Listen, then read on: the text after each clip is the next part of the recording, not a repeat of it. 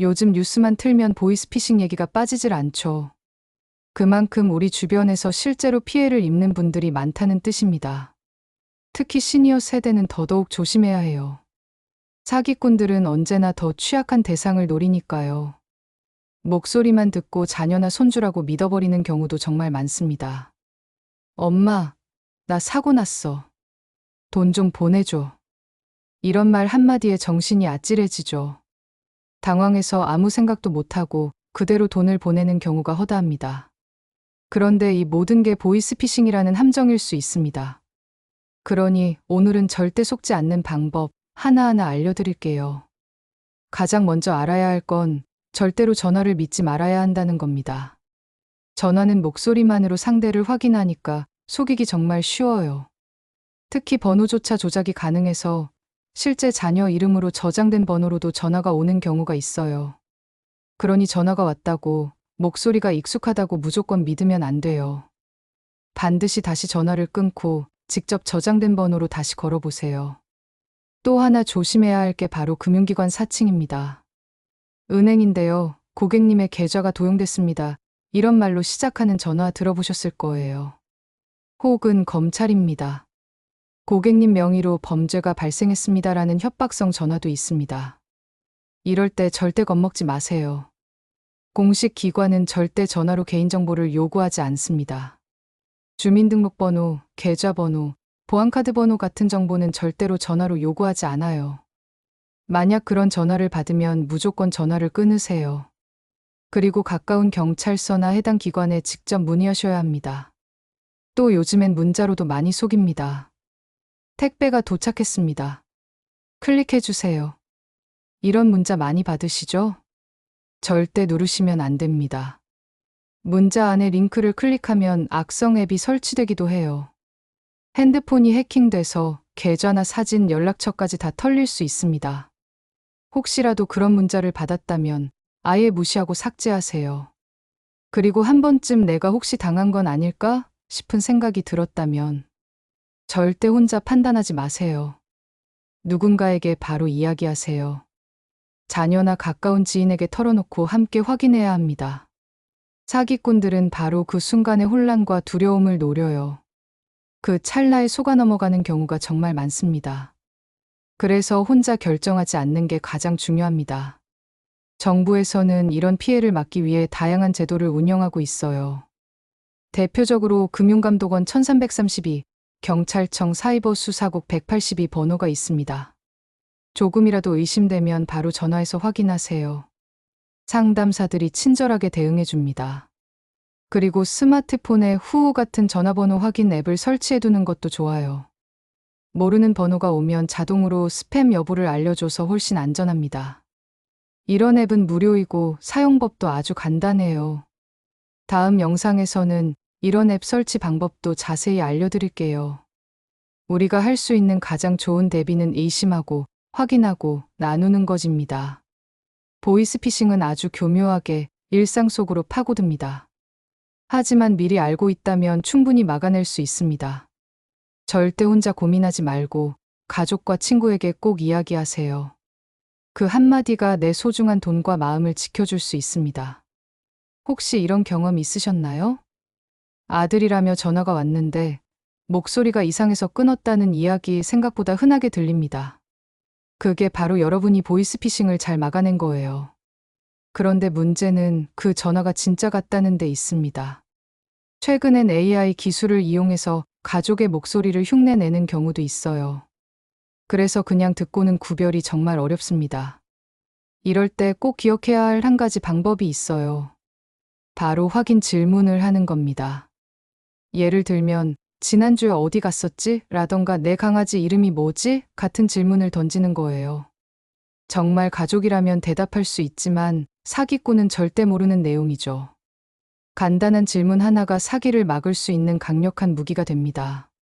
또 한 가지 중요한 점, 보이스피싱은 단지 돈만 노리는 게 아닙니다. 우리의 감정, 신뢰, 인간관계를 무너뜨리는 범죄예요.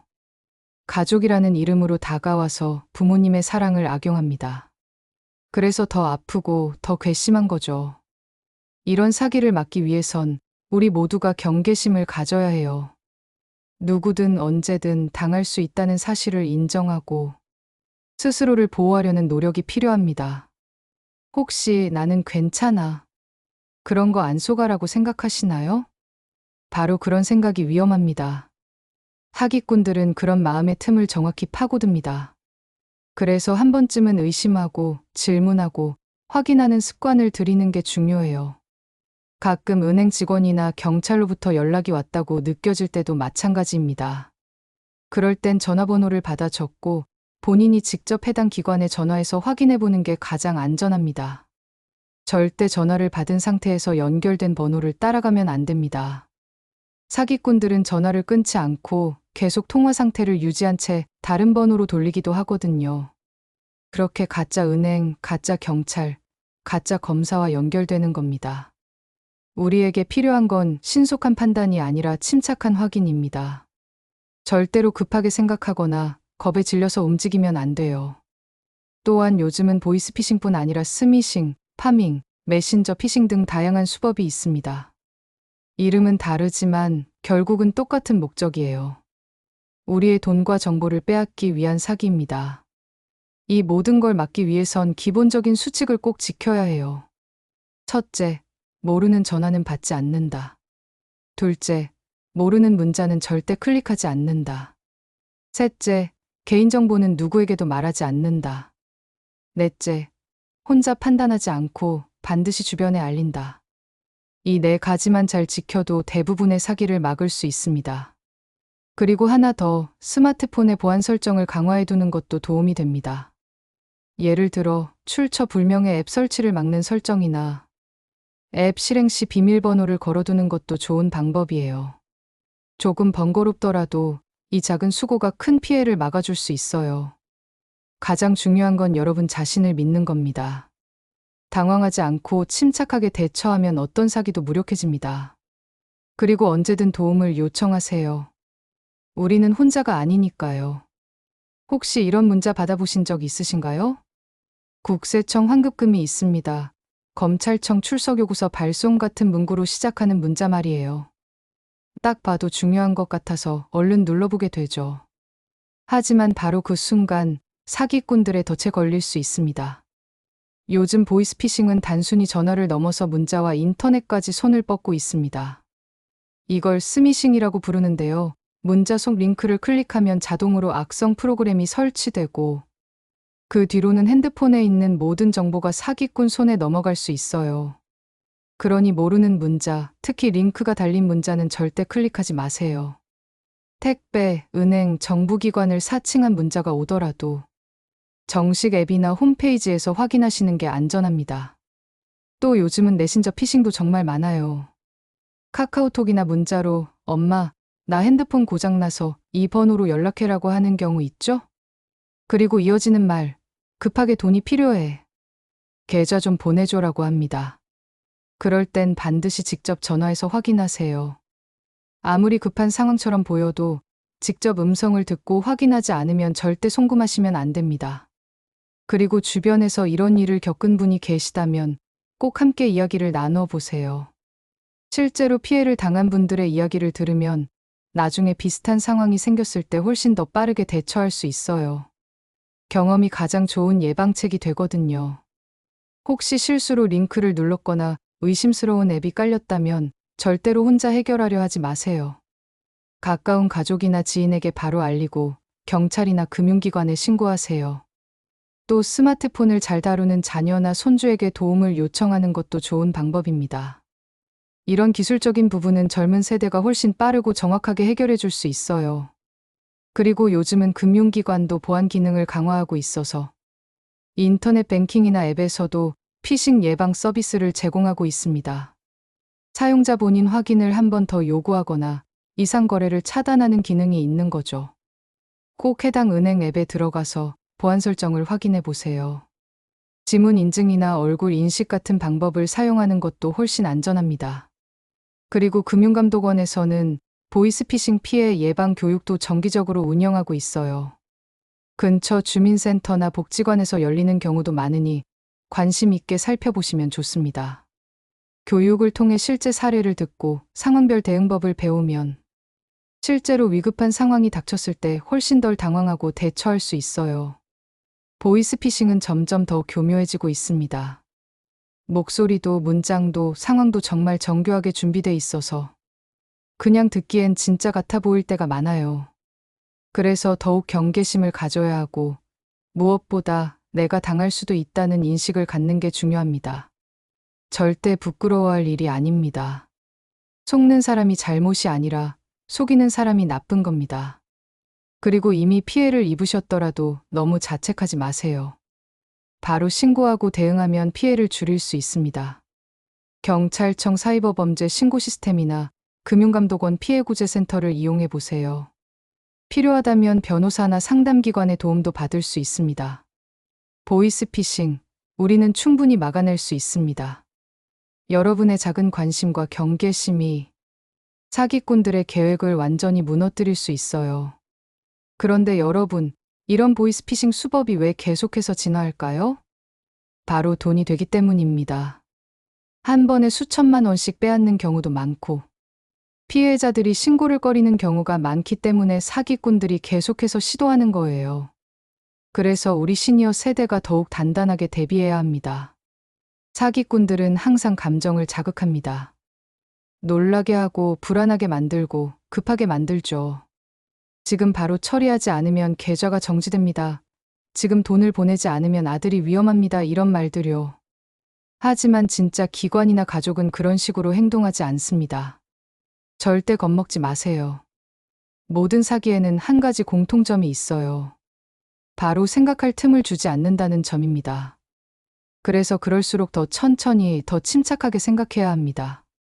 만약 누군가가 돈을 보내달라고 하면 그래, 잠깐만 기다려봐 하고 전화를 끊고 생각하세요.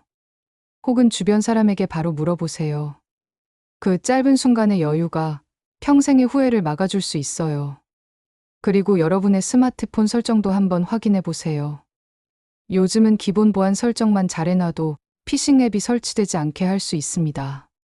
설정에서 알 수 없는 출처의 앱 설치 금지를 활성화하시고 앱 다운로드는 꼭 공식 앱스토어에서만 하시는 게 좋아요.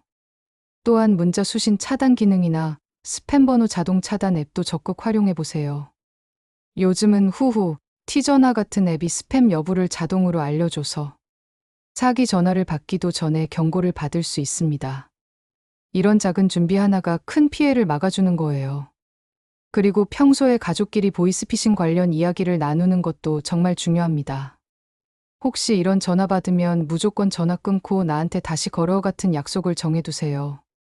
특히 자녀나 손주와의 신호, 비밀 질문 등을 정해두면 가짜 전화인지 아닌지 훨씬 쉽게 구별할 수 있어요. 실제로 많은 시니어분들이 목소리는 같았지만 뭔가 이상해서 확인해봤더니 다행히 사기였다는 경험을 하셨습니다. 그게 바로 여러분의 지혜예요. 그리고 그 지혜를 주변 사람들과 함께 나누면 더 많은 사람을 지킬 수 있습니다. 오늘 이 영상을 보신 여러분은 이미 한 걸음 앞서 계신 거예요. 이제는 더 이상 속지 않는 법을 아는 사람이 되었으니까요. 이제 우리가 해야 할 일은 이 소중한 정보를 주변에 전하는 겁니다. 가까운 친구, 이웃, 가족에게도 꼭 알려주세요. 요즘 이런 사기가 많대. 전화 오면 무조건 확인하고 혼자 결정하지 말라고 하더라. 이렇게 한마디만 해도 분명 큰 도움이 될 수 있어요. 보이스피싱은 개인의 문제가 아닙니다. 우리 사회 전체가 함께 경계하고 대비해야 막을 수 있는 문제입니다. 오늘 나 하나가 조심함으로써 내 가족과 친구도 지킬 수 있습니다. 사기는 언제나 약한 틈을 노립니다. 하지만 우리는 정보와 경계심으로 그 틈을 꽉 메울 수 있습니다. 그리고 그 힘은 나이와 상관없이 누구에게나 있습니다. 마지막으로 꼭 기억해 주세요. 보이스피싱은 누구나 당할 수 있지만 누구나 막을 수도 있습니다. 그 열쇠는 바로 정보와 습관에 있습니다. 첫 번째 습관, 모르는 전화는 절대 받지 않는 것. 특히 해외 번호나 숫자가 너무 긴 번호는 대부분 사기 가능성이 높습니다. 두 번째 습관, 통화 중 돈이나 개인정보 이야기가 나오면 반드시 한 번 더 확인하기. 진짜라면 서두르지 않아도 됩니다. 세 번째 습관, 가족 간의 비상 연락 체계를 미리 정해두는 것. 전화가 고장났을 경우 사용할 번호나 서로만 아는 질문을 만들어두는 것도 좋은 방법입니다. 네 번째 습관, 피해를 당해도 숨기지 않고 바로 알리는 것. 경찰이나 금융감독원에 바로 신고해야 손실을 줄일 수 있어요. 피해를 부끄러워하지 말고 적극적으로 도움을 요청하세요. 그리고 하나 더. 이 영상처럼 믿을 수 있는 정보를 주기적으로 접하고 주변 사람들과 나누는 것도 큰 예방이 됩니다. 실제로 사기를 당하지 않더라도 사기의 방식과 흐름을 알고 있으면 그 어떤 전화가 와도 쉽게 속지 않을 수 있어요. 여러분은 이제 보이스피싱에 대해 충분한 정보를 갖고 계십니다. 이제는 속지 않을 준비가 되셨습니다. 이제부터는 누군가 전화를 해도 이거 혹시 보이스피싱 아니야? 하고 한 번 더 생각해 볼 수 있는 지혜가 생긴 거예요. 그 지혜는 단순한 정보보다 훨씬 강력합니다. 그리고 그런 지혜는 나이와 상관없이 누구나 가질 수 있는 무기입니다. 여러분의 지혜가 여러분 자신은 물론 소중한 가족과 친구를 지킬 수 있습니다. 오늘도 함께 해주셔서 감사합니다. 앞으로도 시니어 여러분의 안전하고 행복한 생활을 위해 더 많은 정보를 나눠드릴게요. 항상 건강하시고 평안하시길 바랍니다.